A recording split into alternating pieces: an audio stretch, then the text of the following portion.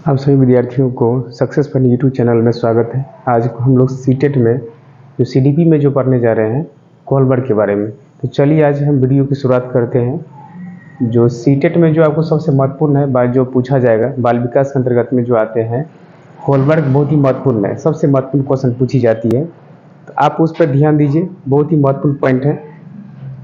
चलिए हम वीडियो की शुरुआत करते हैं, सभी को ध्यान देंगे। देखिए सबसे पहली बात बताई गई है, देखिए इसमें जो कोलबर्ग का जो बात बताई गया है, कोलबर्ग का नैतिक विकास का सिद्धांत, नैतिक विकास का सिद्धांत कहता है। देखिए नैतिक माने क्या था, मोरल, यानी परिस्थिति को जानना।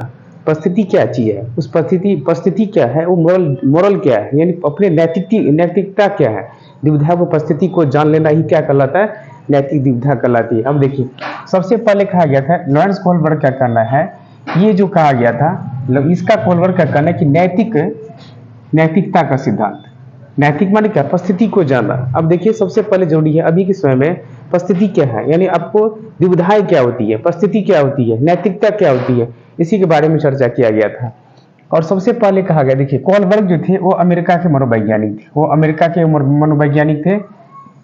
कोलबर्ग अमेरिका के, ये जो है अपने अंतर्गत में ये 3 आपको चरण बताए थे और 6 उपचरण बताए थे। ये तीनों चरण और जो उपचरण है 6 गो, वो बहुत ही महत्वपूर्ण है, उनसे भी बार बार क्वेश्चन आपको सीटेट में पूछा जाता है। आपको सीडीपी अंतर्गत में बहुत महत्वपूर्ण है कोलबर्ग का।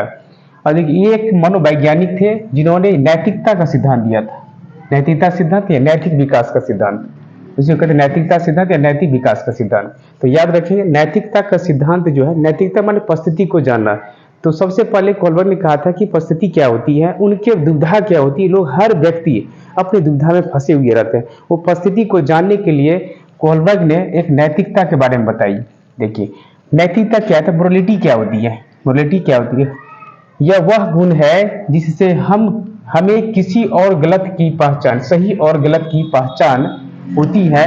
बच्चा अपने सामाजिक परिवेश से ही नैतिकता और अनैतिकता की जानता है, यानी क्या सही है क्या गलत है, परिस्थिति सही है कि परिस्थिति गलत है, क्या सही है क्या गलत है, उनकी जो पहचान किया जाता है वो नैतिकता के माध्यम से।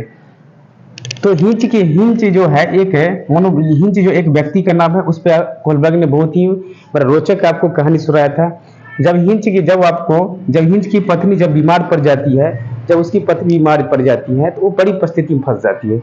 वो सोचता है कि अगर इस प्रकार से अगर दुविधाएं फंस जाती है तो अपने परिस्थिति को बताने के लिए हिंच अपनी एक बात को वहां पे रखता है कि जब उसकी पत्नी बीमार पड़ जाती है तो डॉक्टर के पास जाते हैं। आपको जब वो डॉक्टर के पास जाते हैं तो डॉक्टर के पास जाते हैं तो उनकी गुणवत्ताओं के द्वारा वह कहा जाता है कि जब डॉक्टर उसके पास जाते हैं तो कहता है कि आपके बीवी जब बीमार था तो आप मेरे पास आए।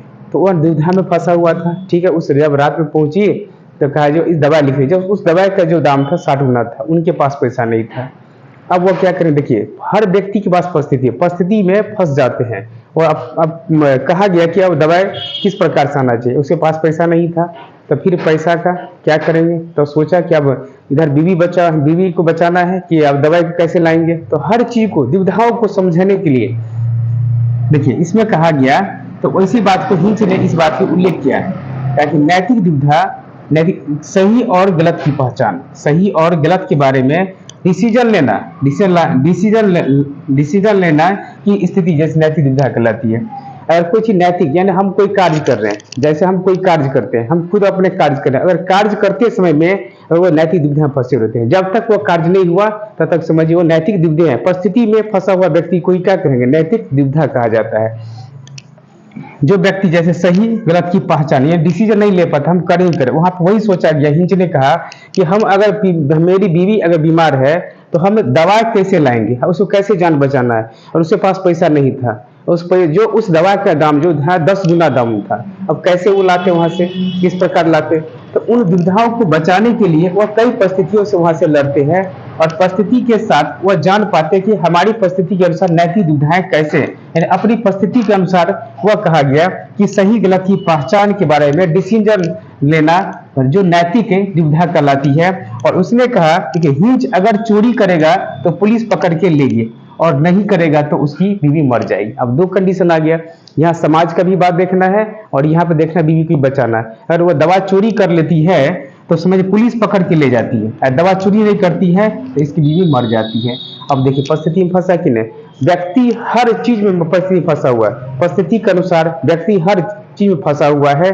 उसी में कहा गया था कि नैतिक दुविधा वैसी दुविधा होती है जो हर व्यक्ति अपने नैतिक दुविधा में फंसा हुआ रहता है। सेम यहाँ पे हिंच की बात कहा गया, लेकिन हिंच ने कहा था कि हिंच अगर जो चोरी करेगा, हिंच अगर चोरी करेंगे तो पुलिस पकड़ के ले जाएगी। अगर ऐसा बात क्यों कहा गया, क्योंकि उसके पास में पैसा नहीं था, उसकी बीवी बीमार थी। अगर वह समझिए उसकी दवा का जो दाम था वो 10 गुना थे, अगर दवा के दाम जो 10 गुना थे तो पुलिस पकड़ के ले जाए थे। उसने कहा कि अब क्या करे, तो वह सब देखिए, अगर वहां पे दवा नहीं लेकर जाते हैं तो उसकी बीवी मर जाती है।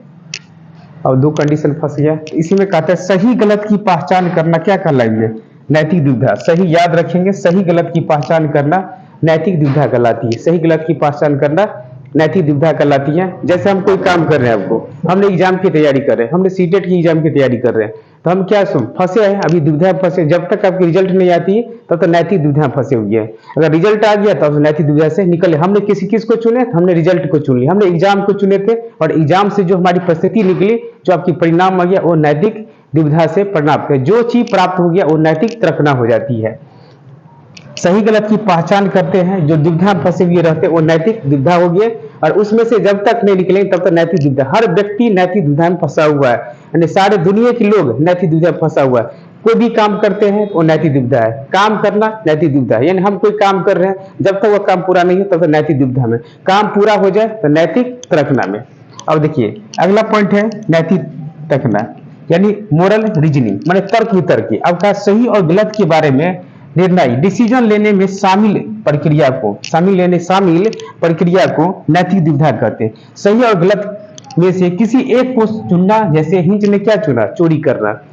अगर वहां पे देखिए, अगर इसमें ये सिलेक्ट किया कि अगर हम यहाँ पे दवा चोरी करेंगे तो हमारी बीवी बच जाएगी, तो उसने किसको चुना, वो चोरी करना चुना। किसी भी कोई भी काम कर रहे हैं, उनमें कोई भी चीज अगर आप सेलेक्ट कर लिए, कोई भी चयनित कर लिए, तो वो हो गया आपको नैतिक तरकना, यानी मोरल रीजनिंग हो जाती है। तो आपको जो है ये नैतिक तरकना बहुत ही महत्वपूर्ण। एक बार और आप समझ जाएं, सही और गलत के बारे में निर्णय लेना या डिसीजन लेना नैतिक तरकना कहा जाता है। अगर हम इस चीज में, अगर कोई भी चीज को एक में से कोई एक चीज सिलेक्ट कर लेते हैं, तो हमने सही गलत में जो किसी एक चीज को चुना, उसमें कहा क्या चुने, चोरी करना, तो वहां पे चोरी करना चुना, ये क्या कहलाता है, नैतिक दुविधा।